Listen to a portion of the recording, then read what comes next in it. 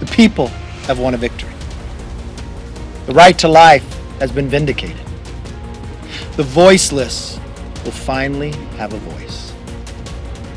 Now, with Roe gone, let's be very clear. The health and life of women in this nation are now at risk. Right now at 9, the Supreme Court has reversed course on nearly 50 years of settled law in the U.S., effectively overturning Roe v. Wade. We'll have the latest national response, and the Supreme Court makes the monumental decision to overturn Roe v. Wade. I'm Bronte Sorosky with local reactions. The 4 states' most watched news starts now. Thank you for joining us tonight. I'm Chris Warner. The Supreme Court handed down a major decision to overturn Roe v. Wade. The ruling set to make abortion likely illegal in at least half of the country. Fox News correspondent Caroline Shively reports from Washington. The streets here around the Supreme Court were packed within hours of today's decision. Now the city and the nation are reacting, including the president. The conservative majority of the Supreme Court shows how extreme it is, how far removed they are from the majority of this country. President Biden condemning the ruling, calling it a sad day for America. The highest court in the land ultimately decided a Mississippi law that forbids abortions after 15 weeks of pregnancy is constitutional. The decision led to a mix of emotions from pro-life and pro-choice activists outside the Supreme Court. I knew it was coming. What we need to do as women, organize, don't organize, organize. Today is the first step in America becoming a nation that values preborn lives, that has equality for women. I'm so freaking excited! Lawmakers on both sides of the aisle also reacting. Today is one of the darkest days our country has ever seen. Millions and millions of American women are having their rights ripped away by a MAGA, hard-right Supreme Court. I would love to see abortion ended in the United States. The ruling doesn't completely outlaw abortion. It leaves it up to the states to protect or restrict abortion rights. Missouri became the first state to invoke a trigger law banning all abortions minutes after the ruling. 16 states plus D.C. already have legal protections for abortion, and 26 states are likely to ban or restrict it going forward. Congress could still pass a law concerning abortion. A Senate panel is scheduled to hold a hearing on the issue next month. In Washington, Caroline Shively, Fox News. Now, as mentioned, with this decision, states are now allowed to set their own abortion laws. Trigger laws banning abortions are now in effect in Missouri, and they are ready pending a signature in both Arkansas and Oklahoma. In Kansas, voters will decide on August 2nd whether the state constitution protects the right to abortion. Now that the Supreme Court has struck down Roe v. Wade, a Missouri trigger law now effectively ends access to legal abortion in the state. KOAM's Bronte Sorotsky attended a rally in Joplin and got local reaction.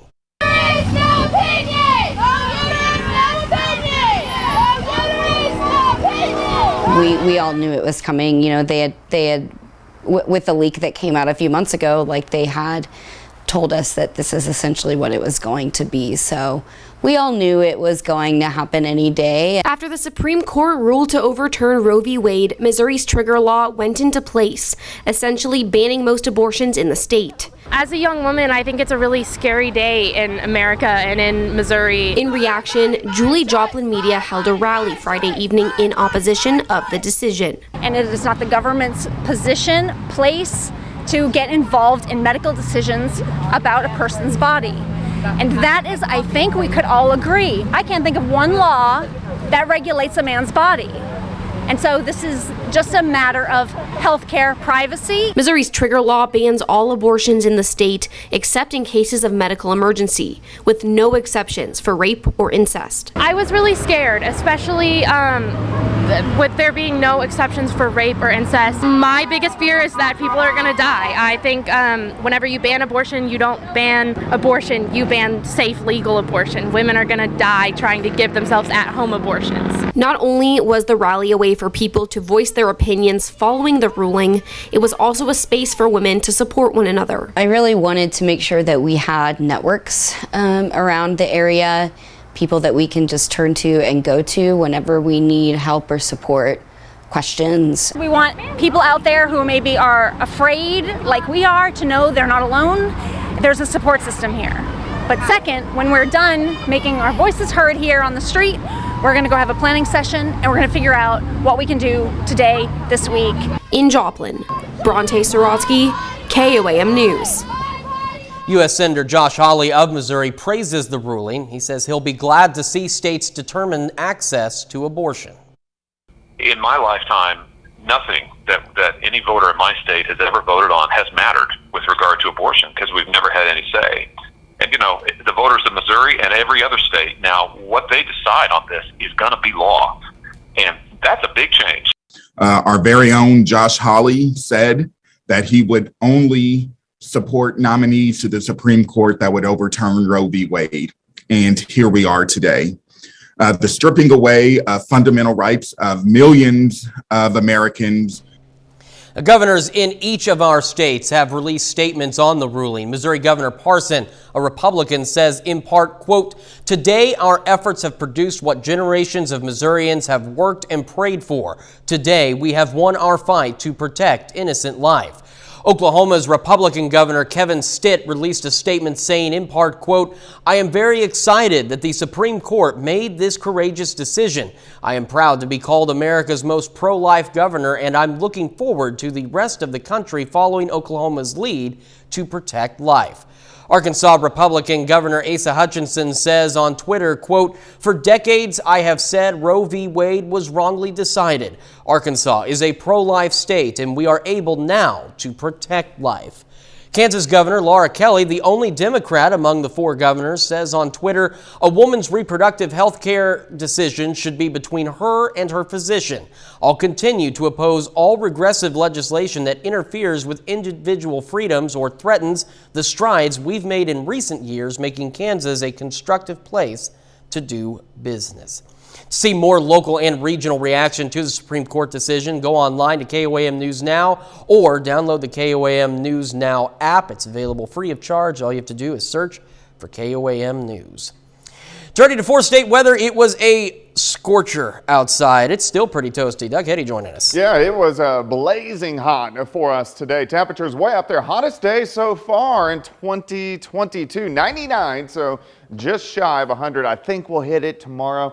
Average high is 88 degrees. You can see the record way back in 1954, just 1 degree off of the mark. Pretty much clear skies. Had a few isolated little guys over toward Branson earlier this evening, but look at our temps. We're still into the upper 80s. Right now, we actually still have a heat index sitting into the mid 90s, so it's going to be a warm, sticky night for us tonight. Are we going to get some relief? We're going to look at that here in just a bit. All right, Doug, thank you. Authorities in Joplin are investigating the cause of a morning house fire. Firefighters responded to the fire at a home on North Jackson in the North Heights neighborhood around 9:15 this morning. Authorities say everyone got out of the home safely. And we take this time now to honor one of our many four-state heroes. Specialist Will King served in the Army in Iraq from 2005 to 2014. His hometown, Pittsburgh. We're proud to recognize Specialist Will King, tonight's four-state hero. Well, Doug's going to be right back with a complete look at that forecast as promised, and later a pair of local baseball teams hit the field for tournament action in Joplin. We'll have those highlights in sports. Well, of course, turned out to be a super hot day for us today. Official high 99 degrees, most of us upper 90s to near 100. Yeah, it's of course dropped off. The sun is pretty much gone, but it's still warm, still muggy. We're sitting into the upper 80s to near 90 degrees. We aren't alone. Everybody across Central Plains, you can see the heat extending. Look at Dodge City, still sitting at 97 degrees, still have a heat index. Still feels like it's low to mid 90s across the region, which is kind of crazy. Nice shot. Here's 7th and range line, 87. Southerly winds at about 10. You can see that dew point at 72 degrees. Anytime you get dew points into the 70s in the summer months, it gets pretty sticky out there. But pretty much clear skies. Had a few thunderstorms earlier near Table Rock Lake. These guys are gone, and we are watching our next storm system. You can see a batch of storms out across parts of Nebraska, and eventually we're going to get some thunderstorms in here late tomorrow night into Sunday morning. Until then, we stick with the heat, we stick with the humidity. If you're getting up early, which if you have to do stuff outside, the morning hours are going to be a lot more pleasant than once you get past the noon hour. We'll start 78 to about 80, but mid-90s by noon. I think most of us will hit 100 degrees. So if you're heading up to Stockton Lake, about 100, Table Rock Lake, about 96, 97, Grand Lake, probably 100 to about 102. It's going to be a scorcher out there for sure. Starting at 78, 94 by noon, high temp of 100. Slight chance where you can get an isolated thunderstorm late in the day. Better chances tomorrow night. We'll get a complex of showers and thunderstorms finally moving out. This is going to be a little bit more widespread. We haven't had any widespread rain in, about 2.5 weeks. It's not going to be completely widespread, but I think at least half of us are going to get rain tomorrow night into Sunday morning. So here's Sunday morning. It pushes out by Sunday afternoon. We're still going to have a lot of clouds, but look at our temps. Only about 80 for a high on Sunday afternoon. So that's a lot better than what we have seen. All right, heat indices again tomorrow. 106 to about 110. So if you are going to be outside, make sure you drink a lot of fluids. I know everybody hits the lakes, the creeks, the pools as we head into the weekend. Then we get improvements. With that front, only lower 80s on Monday. We're looking at mid 80s by the time we head into Tuesday. A slow warming trend as we go through next week. All right, 100 tomorrow. Scattered thunderstorms tomorrow night. 81 on Sunday. 80 on Monday. Look at our overnight low, 58. So it's going to feel great Monday, Tuesday, and Wednesday. 90s do return. Next weekend is the holiday weekend. So heading into the 4th of July, which is the Monday, the last day on there, back to 98 degrees, which it's usually always hot on the 4th of July around here. But at least we get that little period of pretty good temperatures. I've never known a 4th of July to not be hot around here. So, I mean, it's only fitting. But we are getting a nice break. But, man, tomorrow, I don't even want to go outside tomorrow. No, it's going to be bad. And you got the day off, don't you? No. Okay. I'll be back here tomorrow night. Okay. But I'll be in here. So, I mean, I guess that's a plus. There you go. So, Doug, thank you so much. Well, coming up, the Federal Reserve announces which major banks passed its annual stress test. Juul Labs is asking a federal appeals court to temporarily block the government order to pull its e-cigarettes off the U.S. market. Retailers were told to remove the devices from shelves. On Thursday, the FDA ordered the ban, saying the company hadn't submitted sufficient evidence the devices are safe. The FDA admitted it wasn't aware of a hazard associated with the Juul devices. Juul's attorneys called the order extraordinary and unlawful. Cigarette maker Altria paid $13 billion in 2018 for a one-third stake in Juul.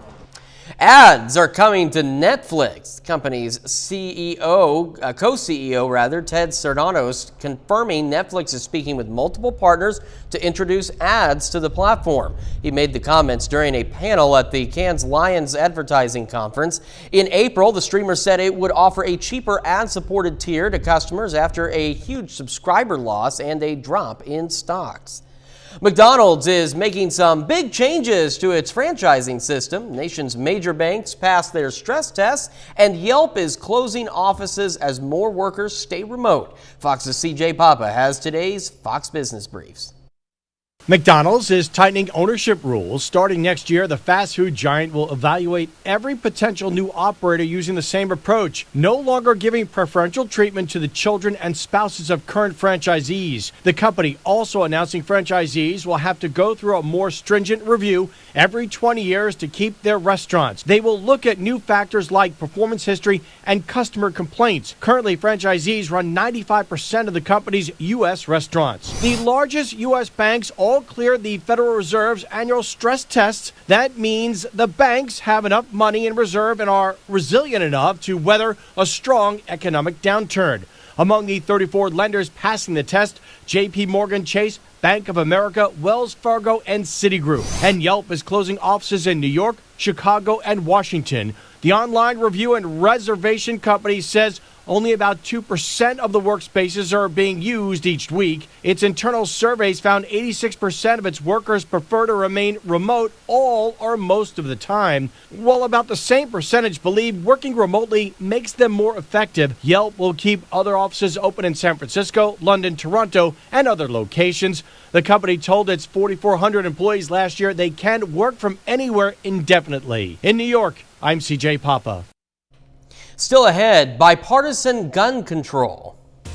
Congress passes the most sweeping gun bill in decades. I'm Chad Pergram on Capitol Hill. More on the vote coming up. Sweeping gun legislation passed by Congress for the first time in decades today. Now it'll make its way to the White House. Fox News congressional correspondent Chad Pergram has more from Capitol Hill. The motion is adopted. Congress passing a bipartisan bill to curb the scourge of gun violence. The $13 billion plan garnered overwhelming Democratic support along with a contingent of Republicans. The House vote followed the Senate's approval late Thursday night. It marks the first time in nearly 30 years that Congress okayed major firearms legislation. This was a team effort. Everybody worked extremely hard for one purpose and one purpose only, and that's to save lives. The bill responds to recent mass shootings, including one at a grocery in Buffalo and another at an elementary school in Texas, which killed 19 children and 2 teachers. The bill expands background checks to include juvenile records, red flag laws to seize guns from those deemed dangerous, and it seals the so-called boyfriend loophole, barring domestic abusers from purchasing weapons. While there is bipartisan support, there are still critics of the bill from both sides. Democrats say it doesn't go far enough, while others fear it will infringe on Second Amendment rights. This is a compromise, but it's the first opportunity we've had in decades to do something worthwhile to prevent gun violence. This is a common sense package. Its provisions are very, very popular.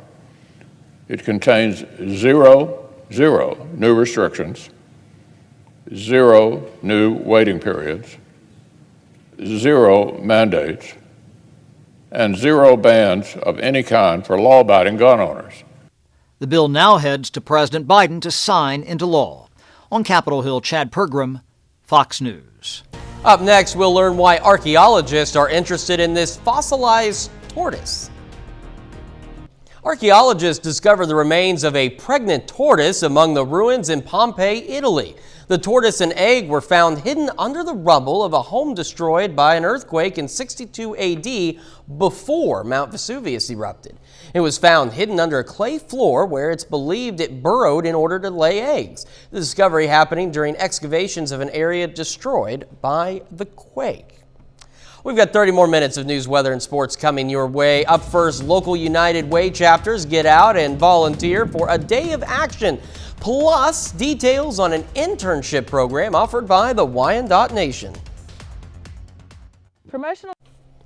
Local chapters of the United Way got out today for a day of action. KOAM's Amber Jenkins has more.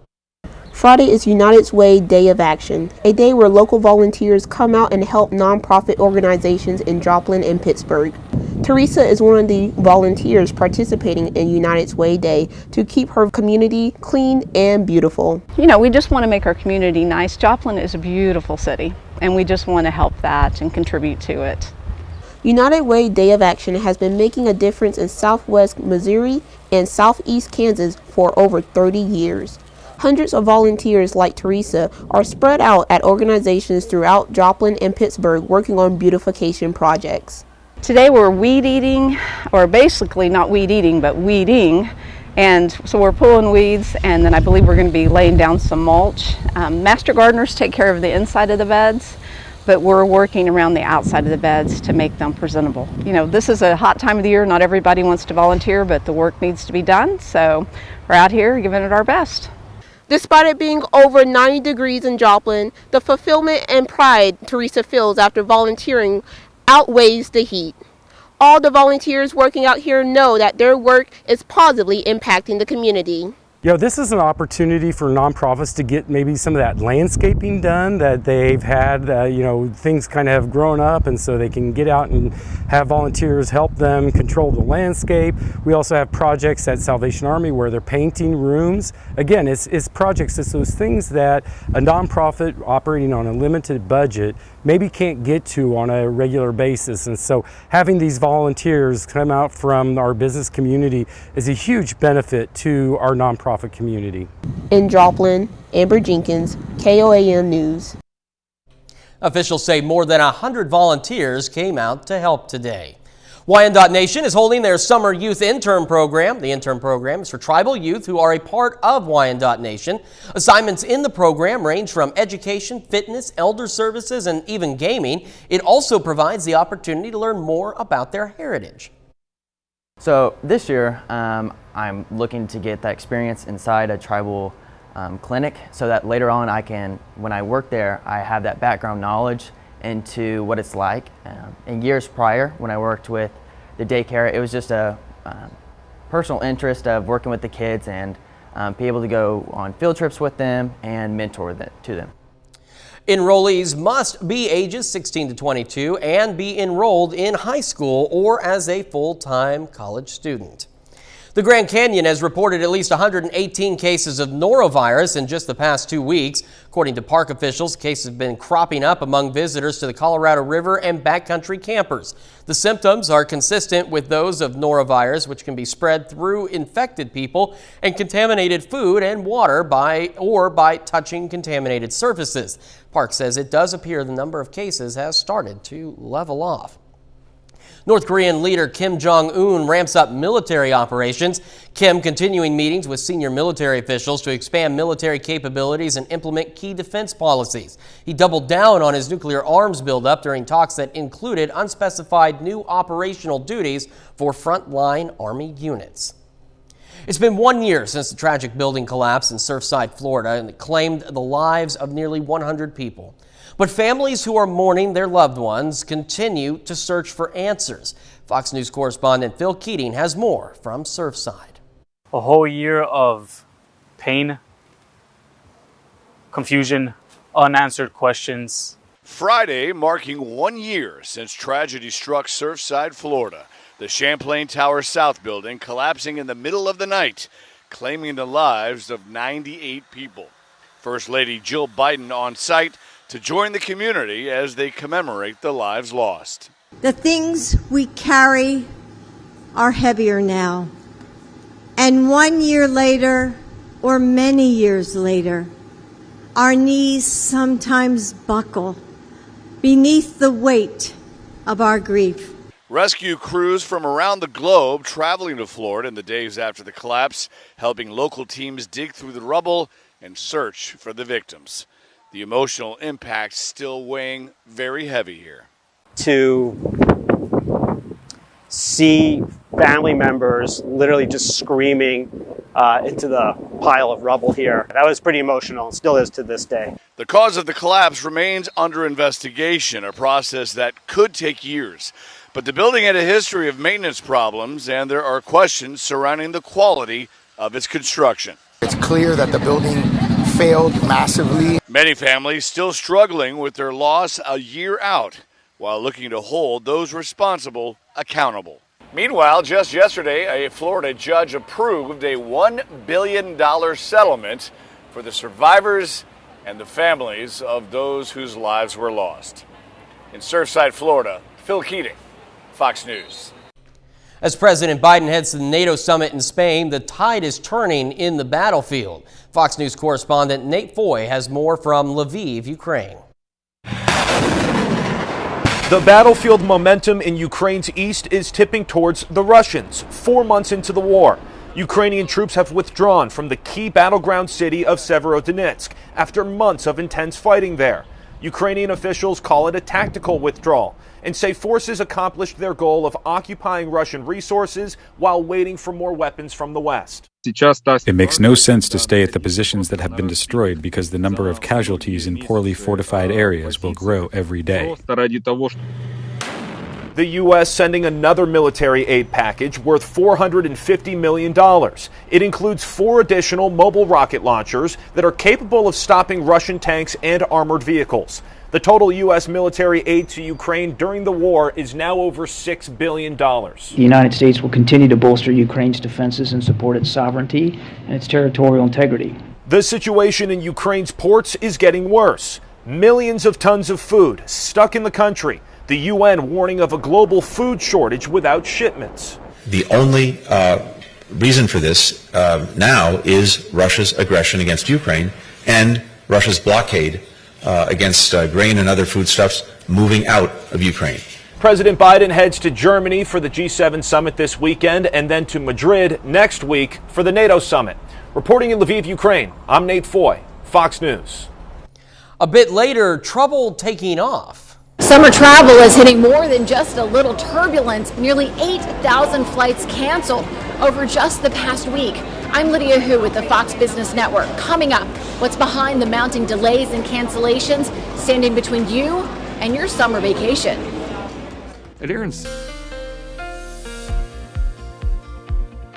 Well, it definitely turned out to be a hot, humid day for us today. Hottest day that we have seen so far in 2022. Official high was 99 degrees. You can see the temps in the upper 90s here at about 5 p.m. Heat indices about 105, 106 for us earlier today. Of course, we've dropped off a bit, but it's still warm. It's still muggy out there. We're sitting mid to upper 80s, but we aren't alone.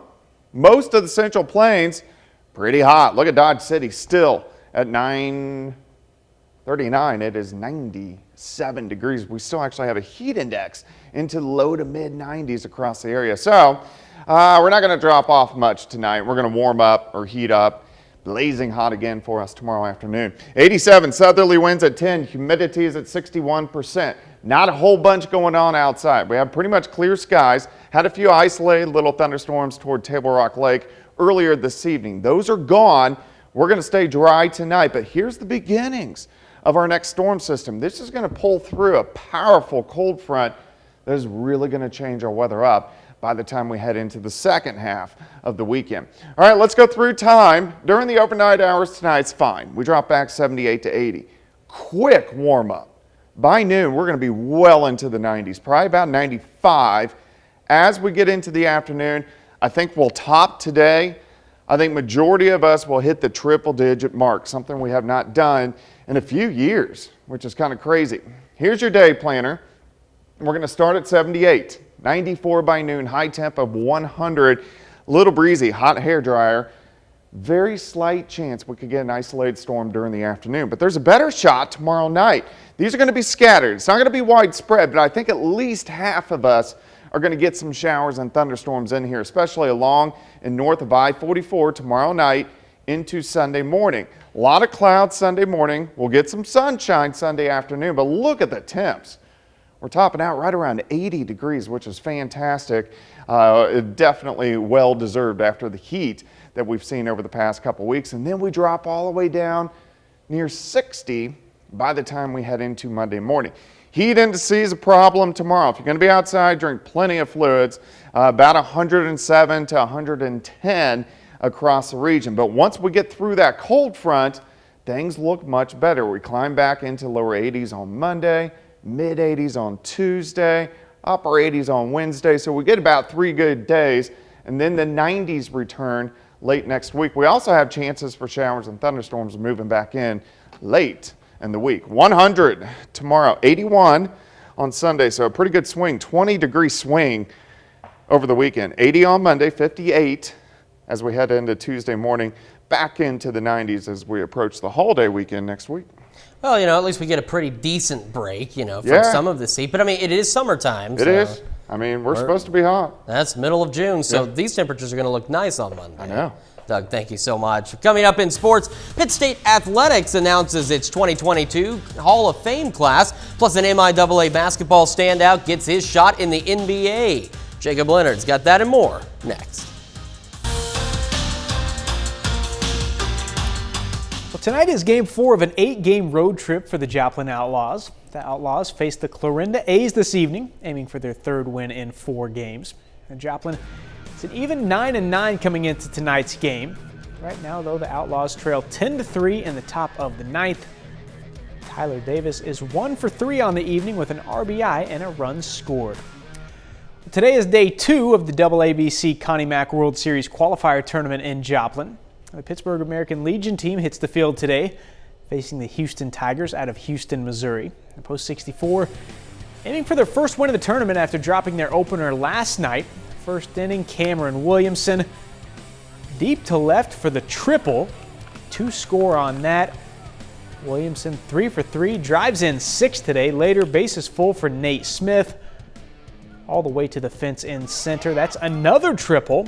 All three base runners come home. Then in the fourth, post 64, bases loaded again. Ethan Rhodes through the gap. Patriots starting to pour on. It's 9-0. They would put up another big inning in the fifth. Rhodes again finding space in right center. All post 64 in this one. Pittsburgh goes on to win 16-0. Another local team in action in Joplin. Midwest Mustangs aim for a 2-0 start against the Springfield Aces. The Mustangs have 2 on in the first.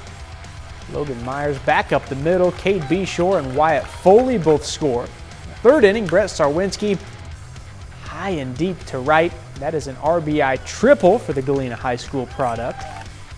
Then Landon Midget gets it through the left side here. Mustangs score 6 in the inning. It's 8-0. Then in the fourth, Mario Mangini puts the game away. 2-run single.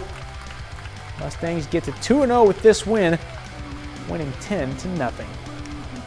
Pitt State Athletics has announced its 2022 Hall of Fame class. 8 individuals will be inducted into the PSU Hall of Fame this fall. And one of those 8 is former Gorilla running back Caleb Farabi. Farabi was a 2-time All-American for Pitt State, playing from 2005 to 2008. Now, in his career, he rushed for more than 3,200 yards, which is the 7th most in PSU history. He also racked up 46 total touchdowns. And here's Farabi on earning his spot in the Pitt State Hall of Fame. Super excited. Something I've been waiting for and something I'd hoped for when I was a child, and finally just one more dream came true. With an individual award, that comes sacrifice by other guys. So, my linemen, Travis Greer and Shane McGinnis and Martin Burke, Marcus Nelson, Mark Smith, who we all know, they could have thrown the ball a lot more, and they were asked to do different things sometimes. So I'm just fortunate to have those guys on my team. A pair of Kansas Jayhawks were taken in the first round of the NBA draft on Thursday night. Ochai Agbaji was taken 14th overall by the Cleveland Cavaliers, while Christian Brown went 21st to the Denver Nuggets. Now, in other draft news, Oklahoma City landed Gonzaga star Chet Holmgren with the 2nd overall pick. Holmgren posted 14 points, 10 rebounds, and nearly 4 blocks per game last season for the Zags. Now, the 7-footer was an All-American and a first-team All-Conference pick in his one and only college season. Finally, familiar face here, Northwest Missouri State's Trevor Hudgens is getting his shot at the NBA. Hudgens signed a 2-way deal last night with the Houston Rockets. He's no doubt one of the best to ever do it in the MIAA. At Northwest Missouri, Hudgens was twice the Division II National Player of the Year, was the MIAA Conference Player of the Year in each of his final 3 seasons with the Bearcats. And that's it for sports. We're back after this. You better brace for turbulence even before you step on the plane. Airline cancellations and delays may be the new normal. U.S. Airlines delayed or canceled more than 35,000 flights over Father's Day weekend. Fox Business Network's Lydia Hugh is at Newark Airport in New Jersey with more. We overheard a traveler earlier today telling his family to say a little prayer that their flight is not canceled today. Just a small indication of what travelers are feeling here at Newark Liberty International Airport. A lot of anxiety as we are coming out of a week of brutal cancellations and delays in the airline industry. Nearly 8,000 flights traveling into, leaving, or within the United States have been canceled within the past week. Nearly 1 in 4 flights across the country were delayed. We've been asking travelers here at Newark, should airlines be penalized for canceled flights? Everybody's struggling with that across the country, so I don't know. I don't think they should be penalized. If it's weather, something uncontrollable, maybe not. But if they're overbooking, they know what their staff is. So I think at that point they should reimburse us. Airlines are struggling to meet a surge in consumer demand for air travel as they face worker shortages, but some pilots accuse the airlines of overscheduling the flights. As pilots, we are beyond exhausted. They are trying to get us to fly to the maximums that the FAA has. The bad news is it means a flight cancels. When you schedule the airline to the max, you're going to have failures. And now some airlines are pulling back on their schedules. American Airlines announcing this week it's going to suspend service to 4 small cities across Iowa, New York, and Ohio starting in September. United Airlines also saying this week it's going to suspend 12% of its departing flights that leave from Newark starting after July 4th. Reporting from Newark Liberty International Airport, Lydia Hu, Fox Business. Coming up, details on a couple of classic movies coming back in different ways. A 1997 blockbuster film heads back to the big screen. The Spy Kids reboot finds its cast and more. Fox's Ashley Dvorkin has all of the latest from the Hollywood Nation. That is rich coming from her. More drama for the Oppenheim Group. Rodriguez leads and Titanic sets sail again in the Hollywood Nation. Open your eyes. The Titanic is coming back. The 1997 Oscar-winning blockbuster hit turns 25 years old this December and will get a remastered theatrical release in honor of the major anniversary. According to Deadline, a 3D, 4K HDR and high frame rate version of the movie will be released internationally February 10th, 2023. A domestic release of the film has yet to be announced. Netflix has found its lead stars for the upcoming reboot of the 2001 film Spy Kids. Gina Rodriguez and Zachary Levi will suit up as the parents alongside Everly Carganelia and newcomer Connor Esterson playing their kids. Franchise creator Robert Rodriguez will write and direct the new movie centering on the adventures of the multicultural family. The little people. Hi, peasants! Speaking of Netflix, the streamer has renewed its Emmy-nominated reality show Selling Sunset for a 6th and 7th season. Production is scheduled to begin this summer. And Jeff Beck and Johnny Depp released a cover of Caroline No along with a music video. Depp does not appear in the video that features Beck with a live band playing an instrumental version of the Beach Boys classic. It will be featured on their upcoming joint covers album 18, due out July 15th. In Hollywood, Ashley Dvorkin, Fox News. Well, that is our time for tonight. Thank you so much for joining us. We're going to leave you with video of newborn tiger cubs at the Six Flags in Jackson, New Jersey. We'll see you back here tomorrow night, and thank you so much for making us part of your night.